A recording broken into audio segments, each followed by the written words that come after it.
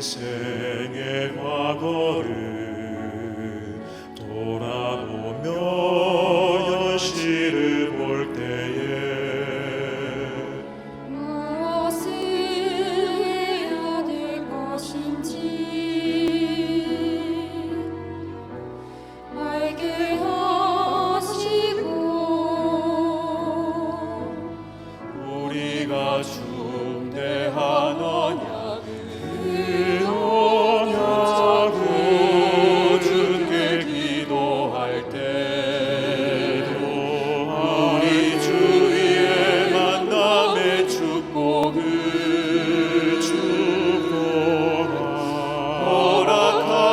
허락하소서.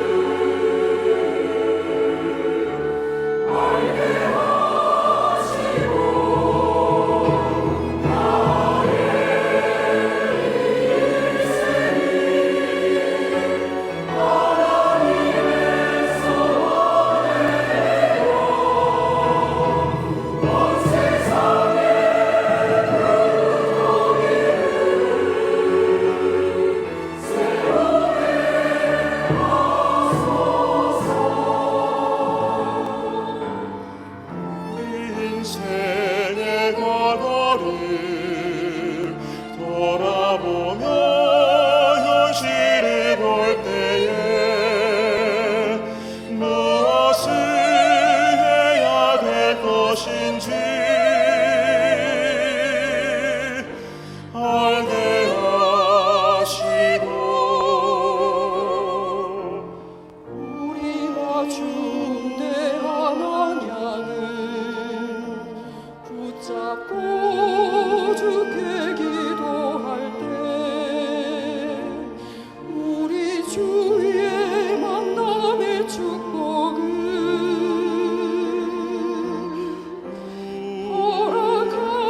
허락하소서. 어려운 가운데 주님의 계획을 보며 감사하게 하시고 마음에 넘치는 은혜를 부어주사 새롭게 시작하게 하소서. 왼동한 심령으로 당장을 보게 하사 모든 마음이 필요한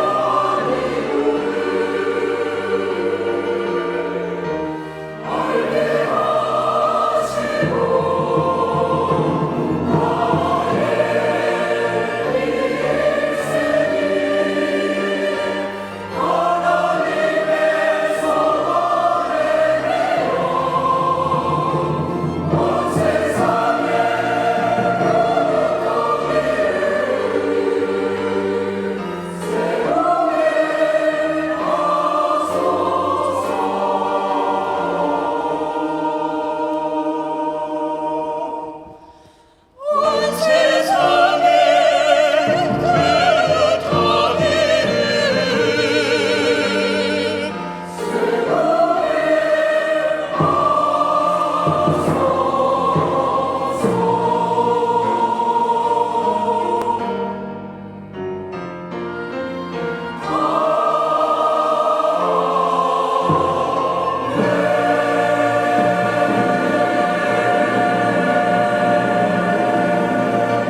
하나님의 영광의 박수로 하나님께 드리겠습니다. 감사합니다. 사무엘상 17장 41절에서 49절입니다. 사무엘상 17장 41절 말씀부터 49절까지 교독을 하도록 하겠습니다. 블레셋 사람이 방패든 사람을 앞세우고 다윗에게로 점점 가까이 나아가니라. 그 블레셋 사람이 둘러보다가 다윗을 보고 업신여기니 이는 그가 젊고 붉고 용모가 아름다움이라. 블레셋 사람이 다윗에게 이르되 네가 나를 개로 여기고 막대기를 가지고 내게 나왔느냐 하고 그의 신들의 이름으로 다윗을 저주하고 그 블레셋 사람이 또 다윗에게 이르되 내게로 오라. 내가 네 살을 공중의 새들과 들짐승들에게 주리라 하는지라. 다윗이 블레셋 사람에게 이르되 너는 칼과 창과 단창으로 내게 나오거니와 나는 만군의 여호와의 이름 곧 네가 모욕하는 이스라엘 군대의 하나님의 이름으로 내게 나아가노라.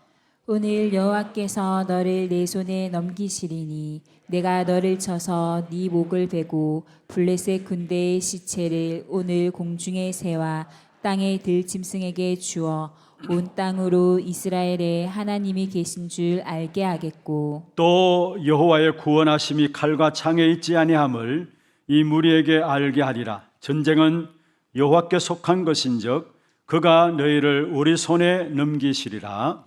블레셋 사람이 일어나 다윗에게로 마주 가까이 올 때에 다윗이 블레셋 사람을 향하여 빨리 달리며 같이 봅니다. 손을 주머니에 넣어 돌을 가지고 물매로 던져 블레셋 사람의 이마를 치매 돌이 그의 이마에 박히니 땅에 엎드려지니라. 아멘. 축복을 선하겠습니다. 평안하십시오.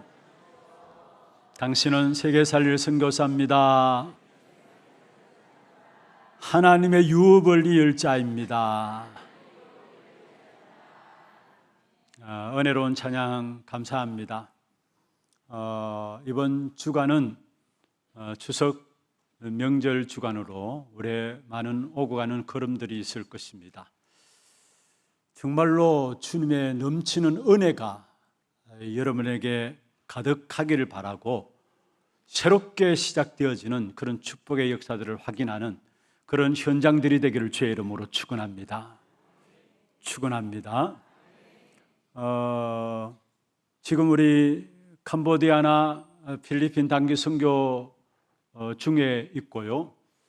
또 이번 주에는 일본 단기 선교가 진행되어지고 지난주에는 중화권 집중훈련이 하루 동안 있었고 이번 주에도 우리 장로님 기도하셨던 것처럼 대경 다민족에서 추석을 두고 다민족 집중훈련이 있고 우리 교회 자체 내에서도 필리핀 나라 제자들 대상으로 해서 또 집중훈련이 내일 모레 이틀 동안 진행되어집니다.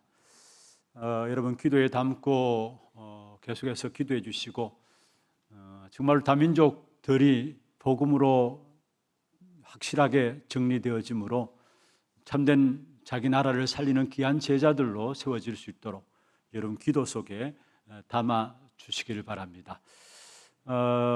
추석 명절 통해서 와 있는 우리 성도님들도 몇몇 보이고요. 또 흩어져 있는 우리 성도님들도 있을 것입니다.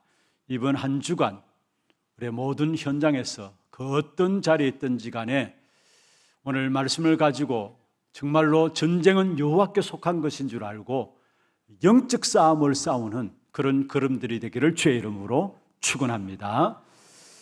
여러분 인생은 무엇이라고 생각하십니까? 인생에 대한 표현들을 여러 가지로 표현할 수 있는데요. 여러분은 인생을 무엇이라고 생각하십니까? 오늘 이 시간에는 제가 두 가지로 좀 말씀을 먼저 드리려고 합니다. 인생에 대한 의미들을 원어적인 의미를 살피면은 병자라는 의미를 갖고 있어요. 병자, 병든 자라는 의미를 갖고 있는 것이죠. 그렇습니다. 우리 인생은 전부 병든 사람입니다. 어떤 면에서. 그런데 다행인 것은 예수님께서 건강한 사람을 위해서 온 것이 아니다라고 성경에 말씀하고 있습니다. 우리처럼 부족하고 병든 자를 위해서 오셨다라고 말씀하고 있죠. 그래서 누가복음 5장 31절에 보면은 건강한 자에게는 의사가 쓸데없고 병든 자에게라야 쓸데있는다라고 말씀하고 계시죠. 우리가 여러 가지 모자라고 부족한 점이 많기 때문에 우리는 그리스도가 필요한 것입니다. 그리고 주님이 함께 하신다면은 우리가 그 어떤 것도 사실은 문제될 것이 없다라는 사실을 아셔야 합니다. 여러분이 부족하고 연약하고 또 어리석다 할지라도 상관없습니다. 주님이 병든 자들 위해서 오신 주님이 나와 함께 하시다면 그 어떤 것도 문제가 될 수 없다라는 사실을 알아야 된다는 사실입니다. 그리고 인생을 무엇이라고 생각합니까? 많은 사람들이 인생에 대해서 생각할 때에 인생은 전쟁이다. 그래서 많은 사람들이 육신적인 전쟁, 영적인 전쟁을 모르니까, 눈에 보이는 것이 모든 것으로 생각하니까, 영적인 사실을 전혀 알지 못하니까 육신적인 전쟁을 통해서 모든 인생들을 허비해 나가는 것을 보게 되어지는 것입니다. 그런데 중요한 것은 인생은 전쟁인데 우리에게는 육신적인 전쟁보다도 더 중요한 전쟁이 있다면 영적인 전쟁인 것입니다. 그래서 하나님의 모든 성도들 이 땅에 살아가는 동안에 불필요한 싸움을 싸우지 않게 되기를 바랍니다. 다시 말해서 여러분 손해를 가져오는 육신적인 싸움으로 여러분 인생을 다 허비하지 말기를 바랍니다. 진짜 싸워야 될 싸움은 영적인 싸움인 것입니다. 그래서 분명히 에베소 6장 12절에 말씀하고 있죠. 우리의 씨름은 혈과 육을 상대하는 것이 아니다라고 말씀했습니다. 결국은 눈에 보이지 않는 영적인 싸움인 것을 우리에게 말씀하고 있는 것입니다. 특별히 우리가 사람을 놓고 싸우는 경우도 있고 여러 가지 환경을 놓고 싸우는 경우도 있는데 그것도 눈에 보이는 사람들, 눈에 보이는 환경들, 눈에 보이는 이런저런 조건들 놓고 결국 싸우는 싸움이 육신적인 싸움에 그치는 사람들이 많이 있습니다. 그런데 저와 여러분은 영적인 비밀을 아는 사람으로서 눈에 보이는 사람을 놓고 싸우는 것이 아니라 그 배후에 있는 흑암을 놓고 싸우는 싸움이 있기를 주의 이름으로 축원합니다. 여러 가지 환경과 조건을 놓고 눈에 보이는 것들 가지고 싸우는 것이 아니라 그 배후의 역사는 흑암의 역사를 놓고 싸우는 싸움이 시작되기를 바랍니다. 시편 35편입니까? 다윗은 이렇게 고백했습니다. 하나님이여 나와 다투는 자와 다투어 주시고 나와 싸우는 자와 싸워 주옵소서.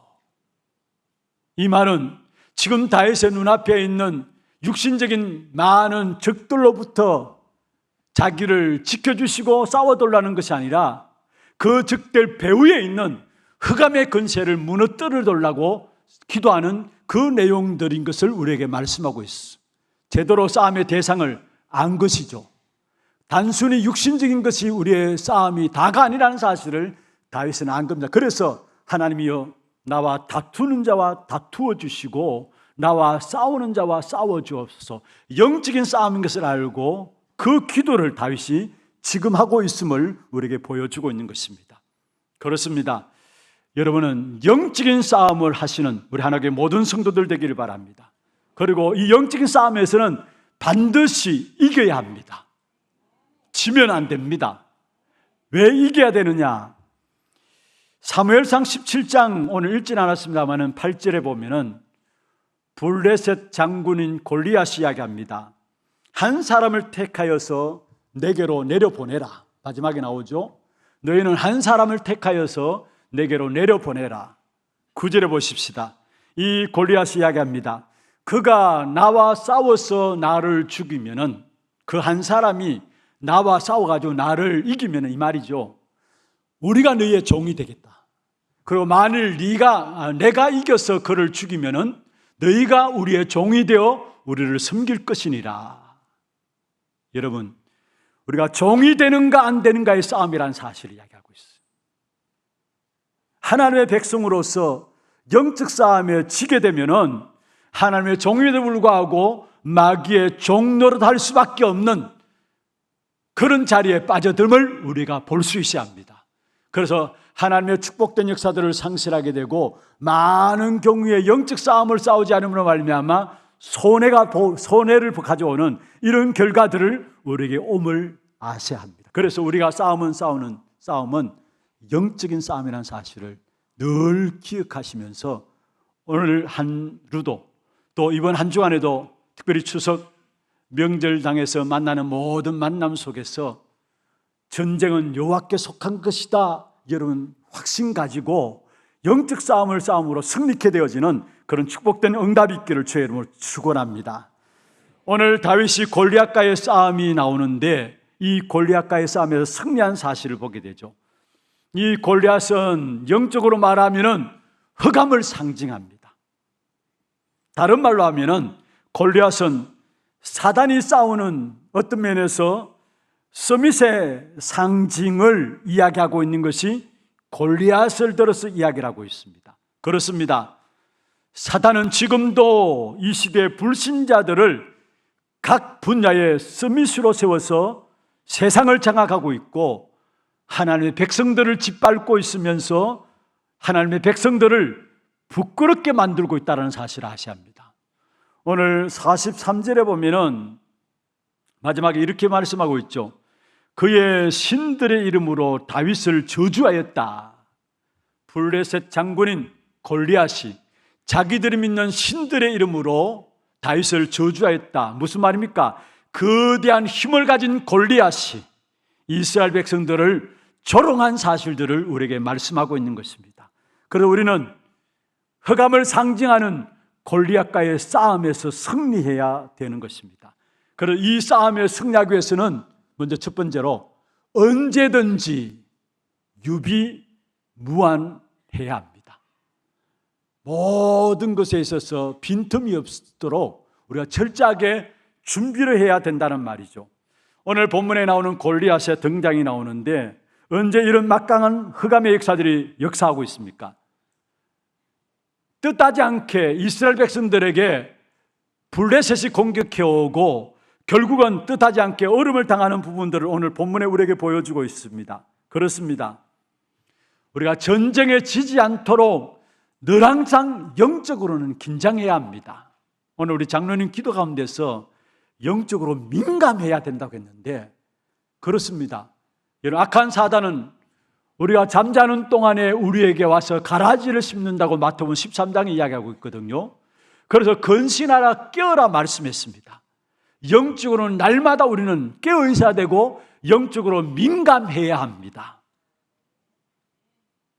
영적인 민감함은 하면 할수록 우리에게 유익이고 하면 할수록 영적으로 민감한 것은 우리에게 도움이 되게 되어 있습니다.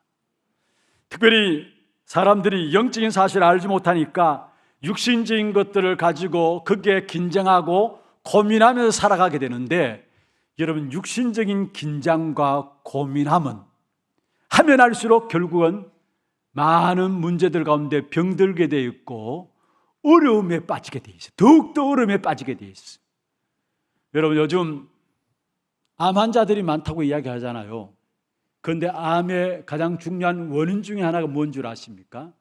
인간들이 당하는 그 스트레스, 많은 스트레스를 받다 보니까 자기 몸에 면역 체계가 낮아지면서 결국 그걸 통해서 암들이 들어오게 되고 그래서 많은 사람들이 암으로 어려움을 당하는 것을 보게 됩니다. 육신적인 고민들을 많이 하게 되면, 육신적인 긴장들을 많이 하게 되면 그것이 우리의 몸을 해롭게 되고 많은 어려움들을 갖고 옴을 알아야 합니다. 그러나 영적으로 늘 깨어 있어야 돼요. 영적으로 늘 민감해야 돼요. 그러면 우리는 반드시 승리할 수밖에 없음을 아셔야 되는 것입니다. 그러면 어떻게 해서 골리앗이 등장했느냐? 오늘 본문에 골리앗이 어떻게 등장했느냐? 여러분, 우리에게 일어나는 종교와 우상들을 못 막으면은 이런 골리앗과 같은 흑암의 역사들이, 네피림의 역사들이 반드시 일어날 수밖에 없음을 알아야 되는 것입니다. 어떤 면에서 그 어느 시대보다도 불안전한 시대이기 때문에, 불확실한 시대이기 때문에 사람들이 종교에 의지하고 우상에 의지해요. 많은 사람들이 종교에 의지하고 우상에 의지하고 이상한 종교 단체에 빠져서 그게 모든 재산까지 다 날려가면서 허비하는 인생을 사는 것을 보게 됩니다. 그런데 그 종교와 우상에 빠지면 빠질수록 어떻게 되느냐? 자기도 원치 않게 나중에 알고 보면은 그게 네피림이 되어 있어요. 다시 말하면 저주와 재앙의 역사들로 자리 잡고 있음을 보게 돼요. 우리나라 같은 경우에도 기독교는 갈수록 감소하고 있습니다. 그런데 불교나 천주교나 여러 가지 이상의 종교들 있죠. 또 신천지 이런 사이비 종교들은 갈수록 급증하게 되어 있습니다. 그런 결과로 오는 것이 무엇이며 결국은 이 땅에 골리앗이 등장해서 결국은 이스라엘 백성들에게 어려웠던 것처럼 저주와 재앙이 올 수밖에 없는 거예요. 특별히 나와 내가 성공 중심에 살아가다 보면은 우리도 모르게 어디에 빠질 수밖에 없느냐? 네피림 수대 속에 빠질 수밖에 없어요.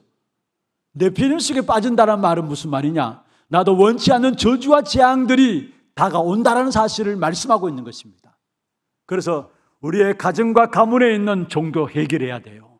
우리의 가정과 가문에 있는 우상의 문제를 해결해야 돼요. 그걸 해결받지 못하면 어느 날 나도 모르게 네피림이 돼가지고 그게 우리를 공격한다는 거, 저주와 재앙으로 우리의 가정과 가문에 역사한다는 사실을 깨달아야 된다는 사실입니다. 여러분, 이 종교와 우상을 막지 못하면 어느 날 우리의 개인과 가정과 자녀에게 골리앗이 등장하게 돼 있다는 사실이에요. 여러분, 골리앗 때문에 이스라엘 백성들은 40일 동안의 공포의 도가니로 빠져들었죠. 하나님을 모욕하고 백성들을 공포의 도가니로 몰아넣었습니다. 그게 사실은 아무도 나설 자가 없었고 그 사실을 아무도 막을 자가 없었다는 사실. 왜 그렇습니까? 왜 이런 골리앗이 이스라엘 백성들 앞에 등장했습니까? 그리고 그 골리앗 앞에 아무도 나가지 못하고 아무도 막을 수 없었습니까? 왜 이런 일이 일어났습니까? 이미 성경에 그 답을 말씀하고 있는데 여호수아 11장 12절에 보면 하나님께서 여호수아에게 명령했죠. 가나안 땅에 들어가거든 그 가나안 땅의 모든 성읍들과 모든 왕들을 뭐라고 했어요? 다 진멸하라 했어요. 11장 12절에 여호수아가 그 왕들의 모든 성읍과 그 모든 왕들을 붙잡아 칼날로 쳐서 진멸하여 바쳤으니 여호와의 종 모세가 명한 것 같이 하였으되 하나님께서 이스라엘 백성들에게 가나안 땅에 있는 모든 자들을 하나님이 다 죽이라고 명령하셨죠.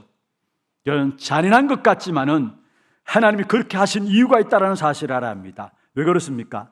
그 가나안 땅에 있는 길족속 31왕들은 한마디로 우상 숭배하는 자들입니다.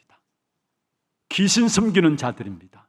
그들 때문에 가나안 땅에 또 우상과 귀신의 역사들이 확산될 수 있기 때문에 아예 가나안 땅에 들어가면은 그 땅의 모든 성읍과 왕들을 다 진멸하라 하나님께서 명령을 하신 것입니다.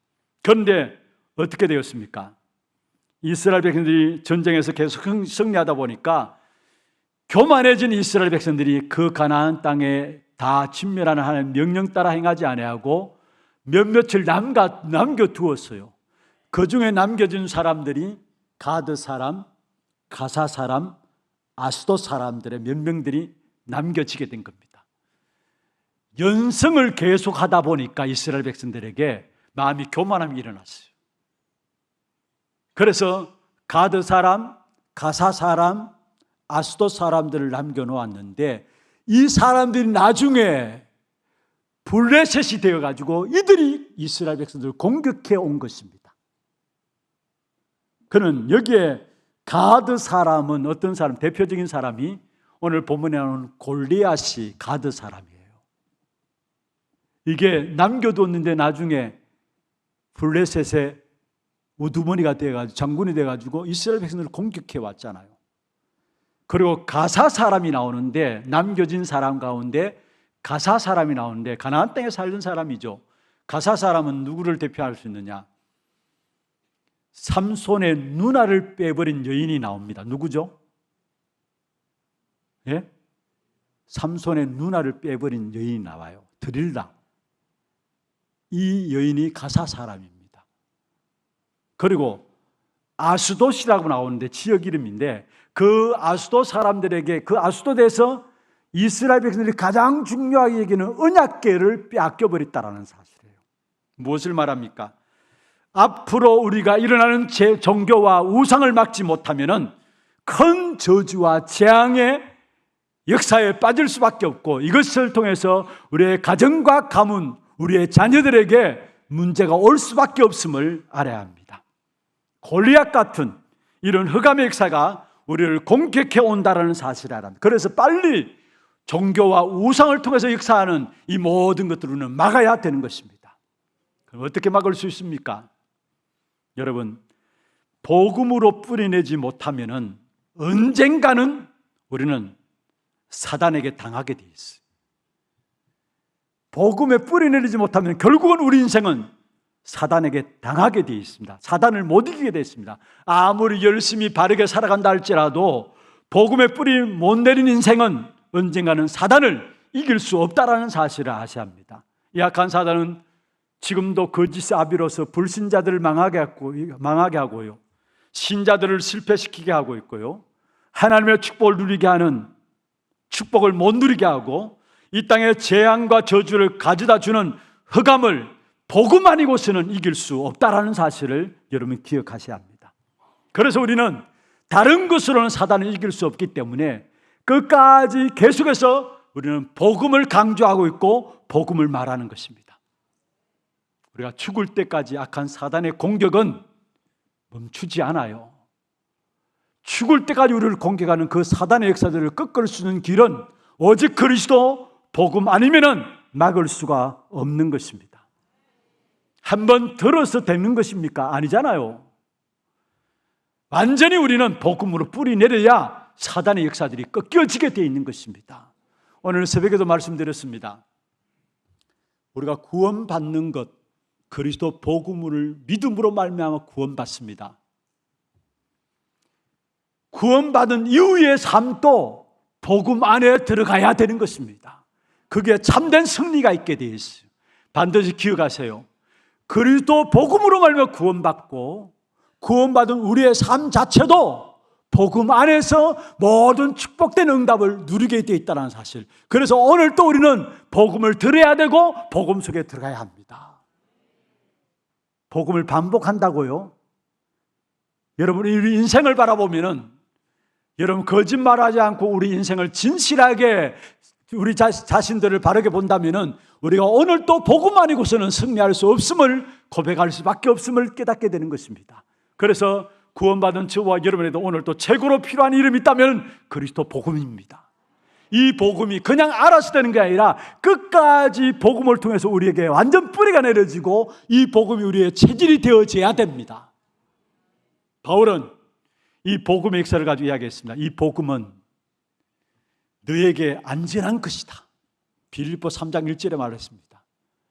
다른 것이 우리에게 안전하게 지켜주는 것이 아닙니다.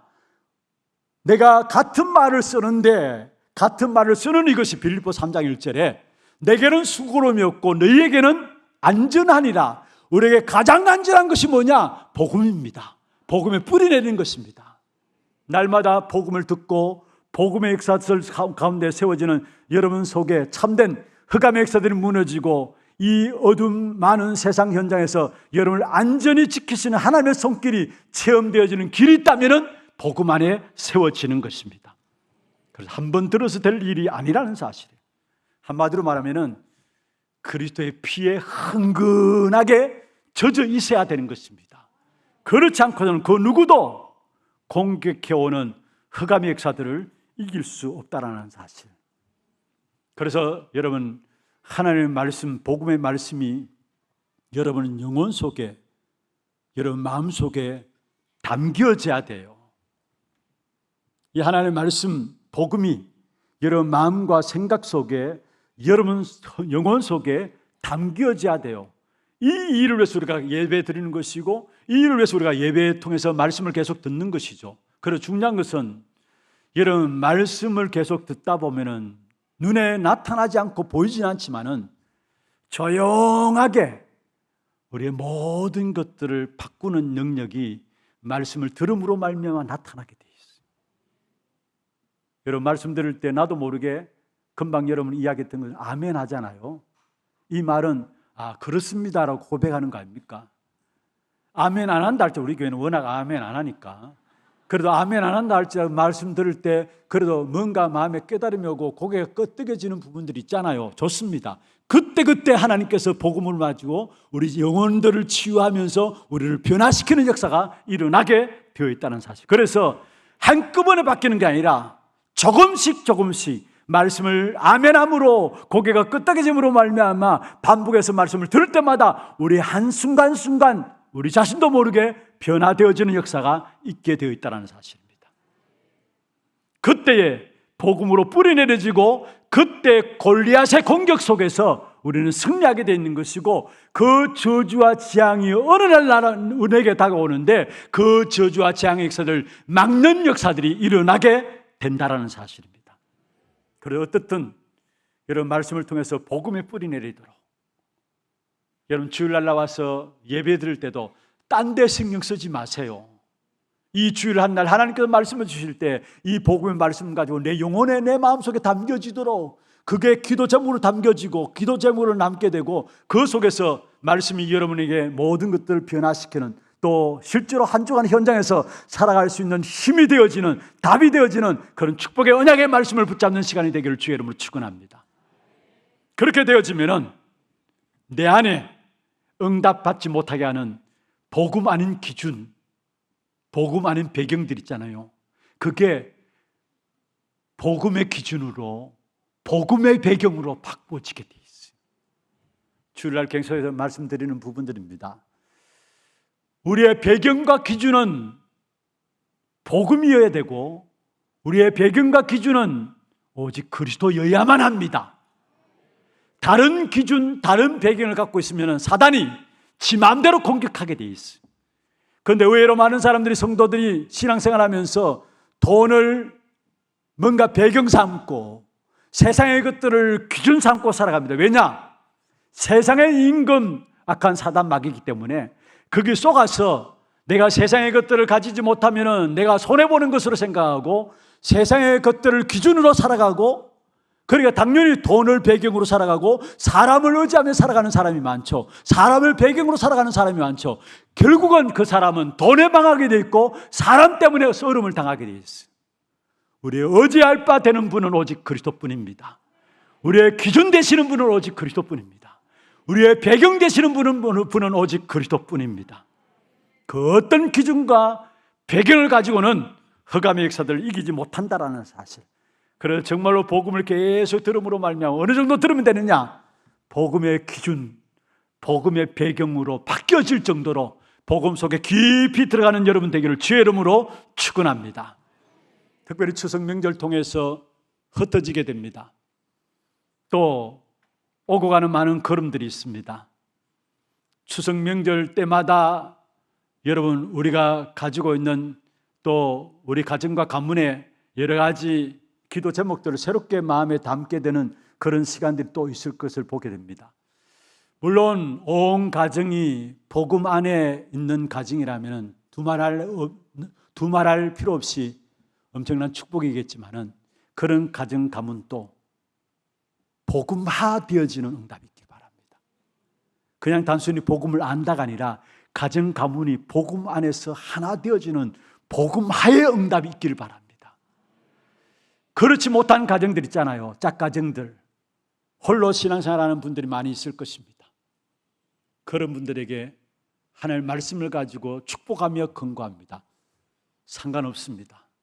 여러분 한 사람이 복음을 뿌리내리고 복음 기준 가지고 복음 배경 가지고 그 가정과 가문에 서게 될 때 결국 여러분 때문에 가정과 가문이 복음화되어지는 응답이 있게 될 것입니다. 지금 현실 앞에 가정의 여러 가지 문제들 앞에 속지 마시고요. 하나님은 나를 이 가정의 믿음의 제사장으로 세우셨기 때문에 복음의 기준과 배경을 가진 나로 말미암아 하나님 이 가정과 가문을 구원하실 것이다라는 이 언약 붙잡고 가정과 가문을 향한 기도가 끊어지지 않는 여러분 되기를 주의 이름으로 축원합니다. 분명히 하나님은 우리 한 사람 한 사람을 복음의 체질로 바꾸셔서 나를 살릴 뿐만 아니라 나를 통해서 나를 아는 모든 사람을 살리는 이 축복을 우리에게 주시기를 원하시는 겁니다. 우리의 가정과 가문도 그런 의미에서 보시길 바랍니다. 지금은 말도 안 통하고 뭔가 답답합니다. 오히려 예수 믿는 것 때문에 너무나 어렵고 핍박이 있습니다. 상관없습니다. 하나님께서 그 상황을 모르시는 것이 아닙니다. 하나님은 여러분 한 사람 한 사람이 세워지기를 원하세요. 중요한 것은 아무리 현장이 어렵다 할지라도 복음 가진 한 사람이 세워지면은 그 복음 가진 한 사람 통해서 모든 현장의 영적 흐름을 하나님은 바꾸어 가시게 되는 것입니다. 여러분이 그 증인으로서는 그런 축복된 응답이 있기를 주의 이름으로 축원합니다. 두 번째입니다. 골리앗을 꺾어야 되는데 이 골리앗을 꺾는 길이 무엇인가? 첫 번째 나누었던 말씀과 반복되어지는 말씀입니다만은 여러분 분명히 기억하세요. 흑암은 복음 아니고서는 절대 안 된다라는 것. 돈으로도 안 되고요. 착한 일들을 많이 한다, 구제를 한다, 여러분 선행을 한다, 여러분 사단을 절대 이길 수가 없는 것입니다. 그리스도만 사단을 이길 수 있는 것입니다. 이 지구촌을 어지럽게 만드는 것이 공중의 건세 잡은 자, 하늘에 있는 악의 영들 통해서 결국 지구상을 어지럽게 만들고 있잖아요. 우리의 가정을 무너뜨린 이 흑암 세력은 결국은 그리스도 아니고는 안 된다라는 것. 불신자들을 지옥으로 끌고 가고 신자들조차도 계속 공격하는 이 흑암의 세력은 그리스도만이 꺾을 수 있다라는 것. 그래서 어쩌든지 저와 여러분은 이 복음이 영혼 속에 완전히 체질되어져야 합니다. 그래서 복음이 계속해서 반복되어야 될 이유가 여기 있습니다. 왜냐? 성경은 다른 것을 말하지 않고 있습니다. 성경의 주제는 한 가지입니다. 바로 오직 그리스도만 성경의 주제입니다. 구약도 이런저런 많은 이야기들 하고 있지만은 결론적으로 구약은 그리스도를 우리에게 보내실 것이다라는 것. 신약은 무엇입니까? 그 그리스도가 오셨다라는 것. 정말로 우리가 무식하다 할지라도 그리스도만 알게 될 때에 무식한 게 아니라 결국 다 그리스도 안에서 다 회복되게 되고 다 따라하게 되겠어요. 그래서 모든 지혜와 모든 지식의 보화가 그리스도 안에 있다라고 말씀했죠. 여러분 다른 것 다 가지고 있다 할지라도 그리스도를 놓치면 다 놓치는 것이고 다른 것 없다 할지라도 그리스도 붙잡고 있다 다 가진 것입니다. 믿습니까? 여러분 그리스도 제대로 알게 되면은 다 되게 되어 있는 것입니다. 그리스도 모르면 어느 날 모든 것 다 놓치게 된다는 사실을 알아야 합니다. 아무리 많은 재산을 가지고 있다 할지라도 아무리 많은 건강함을 갖고 있다 할지라도 그리스도 모르면 나중에서 결국 다 놓치게 된다는 사실. 그래서 빨리 여러분은 예수가 그리스도라는 이 사실에 결론이 나야 되고 여기에 대한 답이 나와야 하는 것입니다. 한마디 합시다. 예수가 바로 그리스도시다. 믿습니까? 이 일의 결론이 와야 해요. 이 일에 답이 있어야 돼요. 여러분 예수님은 모든 문제 해결자시구나. 이게 바로 예수가 그리스도란 말이죠. 모자란 분이 아니시구나. 이게 바로 그리스도란 말입니다. 그리스도란 말은 기름 부음을 받은 자라는 뜻이죠. 왕과 제사장과 선지자 이 세 가지 직분을 가르쳐서 기름 부음 받은 자라고 이야기를 합니다. 예수가 그리스도란 말은 예수님께서 이 세 가지 직분을 가지고 오셨다란 말이에요. 이 세 가지 직분을 가지고 오셔서 우리 인생의 모든 문제를 해결했다는 사실을 말씀하고 그래서 예수가 그리스도란 말입니다. 참된 왕으로 오셔서 우리 인생을 정복하고 있는 왕도 아닌데 왕으로서 우리 인생을 정복하고 있는 그 사단의 머리를 깨뜨리신 분이 바로 그리스도십니다. 참된 제사장으로 오셔서 제사함을 받고 축복과 모든 걸 회복시키는 그 축복된 역사들을 이루신 제사장 그분이 바로 그리스도이십니다. 그리고 참된 하나님을 만나는 길을 여시고 하나님 준비하신 귀중한 축복을 알게 하시는 그 선지자 오신 분이 바로 그리스도이십니다. 그래서 하나님을 만나는 길을 직접 열어주신 분이십니다. 그래서 예수님 그리스도의 이 말은 참된 왕이요 참된 제사장이요 참된 선지자란 말이에요. 다시 말하면 창세기 3장의 인간의 근본 문제를 해결하신 분이라는 말입니다.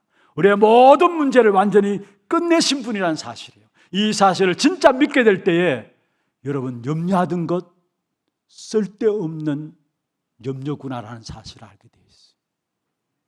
우리 인생의 염려들, 그걸 해결하지 못할 만큼 예수님은 모자란 분이 아닙니다.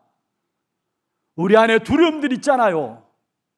그 두려움을 해결하지 못할 정도로 우리 그리스도께서는 부족한 분이 아니라는 사실이에요. 모자람이 없고 부족함이 없는 주님께서 우리의 모든 염려와 두려움을 완전히 끝내시고 우리의 모든 문제를 십자가에서 완전히 끝냈습니다. 그래서 우리가 예수 그리스도 그 이름의 비밀을 날마다 알고 그 이름 속에 들어가야 돼요. 그리스도 이름을 안다는 말은 무슨 말입니까? 그리스도는 영원전 그리스도라는 사실을 아는 것입니다. 여러분, 영원전 그리스도를 알아야 여러분에게 일어나는 원죄의 문제로 말미암은 저주와 재앙의 문제가 해결받게 돼 있어요. 영원전 그리스도를 알지 못하면은 여러분과 상관없이 오게 된 원죄 문제 해결할 수가 없어요. 그래서 우리에게 있어진 영원전의 문제를 해결하기 위해서 창세기 3장 15절에 여자의 후손이 뱀의 묘를 상하게 할 것이다. 영원전 그리스도를 우리에게 주셔서 우리 인생의 문제를 해결할 수 있도록 하나님께 하셨다라는 것. 그리고 이 그리스도는 실제로 육신의 몸을 입고 이 땅에 오셔서 우리 대신 죄로 인한 저주와 재앙을 담당하시고 십자가에 죽으시고 부활하셨어요. 그래서 성육신하신 그리스도를 알아야 합니다. 성육신하신 그리스도, 다시 말하면 정말로 이 땅에 사람의 몸을 입고 오셔서 우리가 당해야 될 모든 죄로 인한 저주와 재앙을 십자가에서 완전히 못 박았다는 사실, 그 선언이 요한복음 19장 30절에 다 이루었다 말씀하신 겁니다. 어떤 일을 이루었습니까? 이사야 53장 5절에 이렇게 말씀하고 있습니다. 그가 찔림은 우리의 허물 때문이다.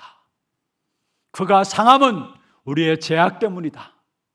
그가 징계를 받았는데 그것은 우리가 평안을 누리기 위해고 그가 채찍에 맞음으로 우리가 나음을 입었도다.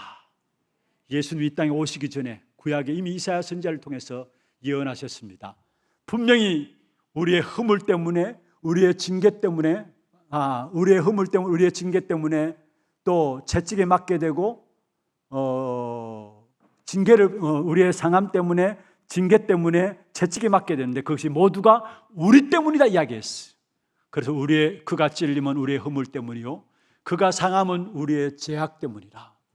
그가 징계를 받음으로 우리가 평안을 누리고 그가 채찍에 맞음으로 우리가 나음을. 여러분, 징계받을 필요가 없어요. 우리 모두가 나음을 입은 회복된 자입니다. 누구로 말미암아? 육신의 몸을 입고 오셔서 십자가에 죽으신 그리스도, 성육신하신 그리스도로 말미암아 이사야 53장 5절을 성취시켜 나가신 것입니다. 그리고 이 그리스도는 그리스도란 증거로 부활하셔서, 그래서 부활하신 그리스도를 아셔야 합니다. 이런 부활하신 그리스도란 말은 무슨 말입니까? 지금 살아있다는 말이에요. 부활하신 그리스도, 지금 살아계시다는 말이에요. 그래서 우리에게 지금 살아계시는 그 하나님께서 우리에게 그리스도 그 이름을 주신 거예요. 그 이름으로 기도하라고, 살아있는 하나님의 역사를 체험하라고. 요한복음 14장 14절에 너희가 내 이름으로 무엇인지 내게 구하면은 내가 뭐 하겠다? 행하리라. 내 이름으로, 그리스도 이름으로 무엇인지 구하면 내가 행하리라 말씀했어. 오늘도 살아 역사하시는 이름이 그리스도 이름입니다. 요한복음 16장 24절에 지금까지 너희가 내 이름으로 구하지 아니하였으나 구하라 그리하면 받으리니 너희 기쁨이 충만하리라. 지금까지 너희가 내 이름으로 구하지 않았다. 그러나 구하라 그리하면 받으리니 너희 기쁨이 충만하리라. 지금도 살아 역사하시는 그리스도 그 이름을 우리에게 주셨어요. 그리스도 이름, 부활하신 그리스도, 살아 역사하시는 그 이름을 우리에게 주신 거예요. 그 이름 앞에 빌립보 3장 21절에 모든 만물이 무릎 꿇게 되어 있어요. 모든 것이 그리스도 이름 앞에 복종하는 이름입니다. 날마다 부활하신 그리스도 그 이름의 비밀들, 그 이름 부르고 그 이름의 비밀들 가지고 승리하는 여러분 되기를 주의 이름으로 축원합니다. 그리고 부활하신 그리스도뿐만 아니라 앞으로 장차 재림주로 서실 그리스도입니다. 무슨 말입니까? 여러분의 미래 걱정할 필요가 없어요. 왜냐? 이 땅에 재림주로 서실 분은 그리스도입니다. 그러니까 여러분은 그 어떤 미래도 걱정할 필요 없어요. 그리고 완벽하게 여러분의 모든 것들을 보장하셨습니다. 왜냐? 결국은 마지막 날에 심판주로 오실 것이기 때문에. 심판주로 오실 그리스도. 그래서 영원전에 오신 영원전 그리스도, 성육신하신 그리스도, 부활하신 그리스도, 재림주로 서실 그리스도, 심판주로 오실 그리스도, 그 이름의 비밀, 우리의 모든 문제 해결자이십니다. 그래서 오늘 또 그 이름으로 기도할 때에 여러분, 성삼위 하나님이 지금 또 말씀과 구원과 능력으로 그 이름으로 역사하게 돼 있어요. 그리스도 그 이름으로. 우리가 지금 이 시간에 그리스도 그 이름 붙잡고 그리스도 그 이름 말할 때에 성삼위 하나님이 말씀으로, 구원으로, 능력으로 역사하게 돼 있어요.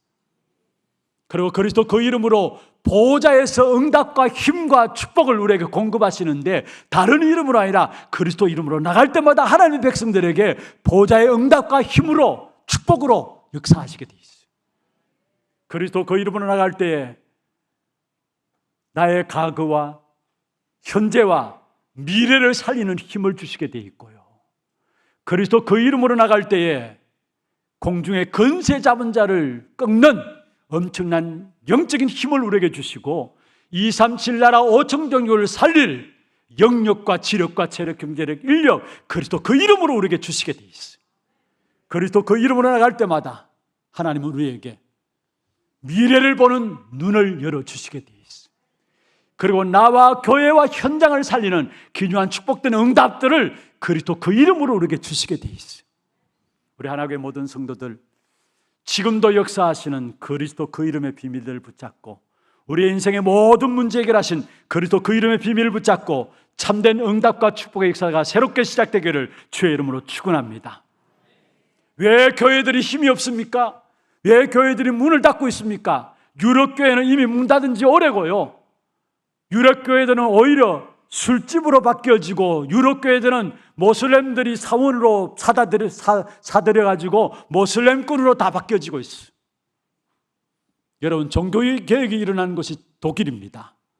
1517년 루터에 의해서 종교개혁이 일어났는데, 그 종교개혁이 일어난 독일조차도 여러분, 교회가 힘이 전혀 없습니다. 왜 그렇습니까? 이유는 한 가지입니다. 오직 복음, 그리스도 복음, 이 사실을 놓침으로 말미암아 일어난 것입니다. 한국 교회도 마찬가지입니다. 교회가 어느 순간부터인가 너무 좋은 많은 일들 하는 바람에 복음을 놓쳐버렸어요. 그래서 갈수록 교회는 힘이 없어지고 있습니다. 결국은 교회가 복음 놓쳐보는 말이면 힘이 없게 되면서 교회 안에 완전히 사단의 놀이터가 되어진 사실을 보게 되는 것입니다. 우리 하나교회 진짜 그리스도 복음 오직 되어지는 여러분 되기를 바랍니다. 그래서 이 한 시대 교회를 살리고 이 시대의 재앙의 역사를 막는 이 일에 쓰임받는 귀중한 교회의 축복이 우리 교회에 일어나기를 주의 이름으로 축원합니다. 여러분, 염려하고 인본주의 쓴다는 말은 어떤 면에 우리가 그리스도로 답이 내려지지 않아서 그래요. 정말로 그리스도로 답이 내리지만 염려하는 그 자체가, 인본주의 쓰는 그 자체가 너무나 어리석은 것인가를 보게 돼 있어요. 여러분, 답이 나오면 어떻게 되느냐? 죽어도 괜찮고 문제 와도 괜찮은 겁니다. 하나님을 축복하시면 축복받는 것이고, 축복 설령 안 한다 할지라도 상관없는 것입니다. 바울이 그 고백을 했잖아요. 내가 그리스도 알고 나니까 나는 이미 그리스도 모든 걸 가진 자가 되었고, 이래도 좋고 저래도 좋고, 그게 바울의 고백입니다. 축복하시면 축복받는 것이고, 축복 안 한다면 안 받는 것이고, 왜냐? 가장 귀중한 축복인 그리스도를 가지고 있기 때문에. 그래서 바울은 골로새 2장 2절에 하나님의 비밀이 그리스도구나, 2장 3절에 그 안에 모든 지혜와 모든 지식과 보화가 감춰져 있구나 고백했습니다. 그래서 정말로 우리 하나교회 모든 성도들, 여러분 개개인 한 사람 한 사람이 그리스도 오직이 되어지는 사람들 되기를 바랍니다. 마태복음 17장 8절에 예수님께서 제자들의 눈을 열어줬는데 오직 예수 외에는 보이지 아니하더라 말씀했어요. 진짜 여러분, 그리스도 외에는 다른 것이 보여지지 않기를 바랍니다. 그런데 그리스도 외에는 보여지지 않는다, 여러분 그 속에 다 있기 때문에 다른 거 볼 필요가 없어요. 사실은 사도행전 4장 12절에 다른 이로서는 구원 얻을 수 없나니 천하 사람 중에 구원 얻을 만한 다른 이름을 우리에게 주신 적이 없음이라 했어요. 오직 그리스도 알 때 모든 것 다 알게 돼 있어요. 그리고 정말로 여러분 그리스도 알고 그리스도 이름 붙잡고 기도할 때에 흑암이 무너지고 하나님이 하시는 계획들이 보여지게 됩니다. 골리앗이 언제 무너지느냐? 딴 게 아닙니다. 다윗이 복음 알고 기도할 때에 골리앗이 무너지는 것입니다. 다시 말해 흑암이 무너지는 것입니다. 골리앗이 이렇게 이야기했죠. 자기 자신에 대해서 이야기를 한 겁니다. 자기 자신에 대해서 자기가 이야기한 겁니다. 다윗에게 네가 나를 개로 여기고 막대기를 가지고 나왔느냐. 43절에 그렇게 나와요. 자기 자신을 개라고 이야기를 했어요. 이 골리앗이. 어떤 면에서 다윗은 개로 봤습니다. 왜냐? 사자도 다윗이 물맷돌 가지고 이긴 경험들이 있었기 때문에. 그래서 사자에 비하면 개는 아무것도 아니죠. 그러니까 물맷돌 가지고 나와서 골리앗을 무너뜨린 사실을 보게 돼요. 여러분, 우리가 자칫 정말로 영적인 힘을 얻지 못하면, 복음 붙잡고 기도 속에 영적인 힘을 얻지 못하면은 허상에 쏘가요. 골리앗 같은 그 허상에 쏘는다니까요. 그러나 복음 가지고 복음에 뿌리내면서 정말 기도 속에 갈 때에 허상에 쏘는 것이 아니라 모든 현실과 환경들을 제대로 보는 눈들이 열려지게 돼 있어요. 여러분, 다윗은 문제 속에 쏙지 않았습니다. 허상에 쏙지 않았습니다. 오히려 복음 가지고 기도하는 가운데 이것이 바로 하나님의 중요한 계획이 숨겨져 있는 기회구나라는 걸 깨닫게 되었어요. 우리가 자칫 여러분 복음 붙잡고 기도 속에 있지 않음으로 말미암아 나도 모르게 문제가 크게 보이고 문제 속에 쏟고 허상 속에 쏟게 되고 환경과 현실 속에 흔들리면서 쏟게 되는 것을 보게 됩니다. 그러나 복음 붙잡고 정말 기도 속에 들어가면은 그 문제 속에 오히려 하나님의 계획이 있음을 보게 돼요. 다윗이 그 사실을 봤습니다. 어디서 나오느냐? 오늘 46절 47절 한번 보세요. 문제 속에서 하나님은 하나님의 숨은 계획을 봤다라는 거. 46절 47절 같이 한번 읽어보십시다.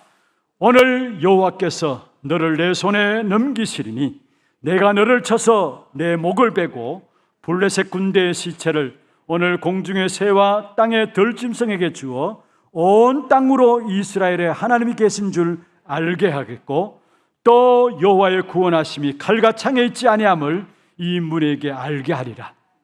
전쟁은 여호와께 속한 것인즉 그가 너희를 우리 손에 넘기시리라. 골리앗이 공격해온, 블레셋이 공격해온 그 문제 속에 복음 가지고 기도하는 다윗에게는 그 문제 속에 하나님의 숨은 계획이 보여졌는데 이 기회가 만방에 하나님의 살아계심을 나타내는 기회구나. 그게 46절의 마지막에 나오는 거예요. 뭐라고 했습니까?